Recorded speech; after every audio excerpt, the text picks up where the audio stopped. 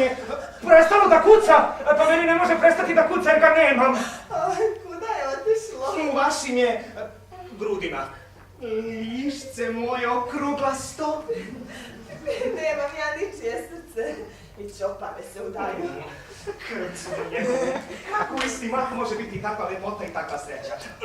Znate, viđao sam ja u svom životu dosta muškaraca i žena različitih godina, da. Viđao sam ja dosta i kokošaka, krava, magaraca, krmaža, prasaca, onda čak mogu reći gorko. Kako ste lepi, kako sijate. Nisam ja nije upala onakva kakva sam bila. Smršala sam. Pa ranije da me neko dugačkim noktima zakačio, pa ne bi uspjela ni da me ogrebe. Toliko sam bila jedra. Kamo sreće da sam sada takva. Željela bih vam se mnogo svežija. Punila se evanđeljem. Toliko mi se koža blistala da sam ličila na tek izribano vedro. Bože, kad biste mene bar malo voljeli.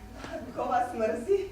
Ja nikog ne mrzim. Ne, verujem mi, gospod Tonine. Ne?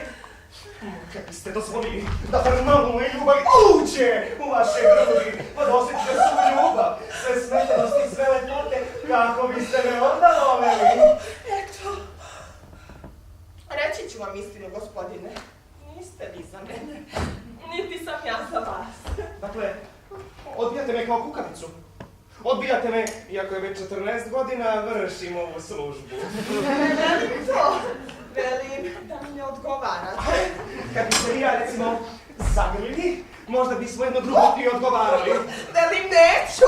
Pa šta onda radimo? Pa uhvatite se za uši. Pa igrajte. Da je u pitanju kakav megdan sa oružjem. Ja bih se znao šta ću, tukao bih se. Pa, ko se bije, njemu dvije. Da bi mene gospod Bog bar malčice uslišio, ja bih mu bio nadugo zahvalan. Ja bih htjela da me usliši. A šta biste vi htjeli? A šta biste vi htjeli? Gdje ste prvo vi? Gdje ste prvo vi? Ja bih htio recimo da sam ta korpa, jer sad kad biste pošli da hranite kokoške, vi biste mene držali za dršku. A šta biste vi htjeli? A ja bih htjela da ono što uhvatim, da se odmah pretvorim ka čamak.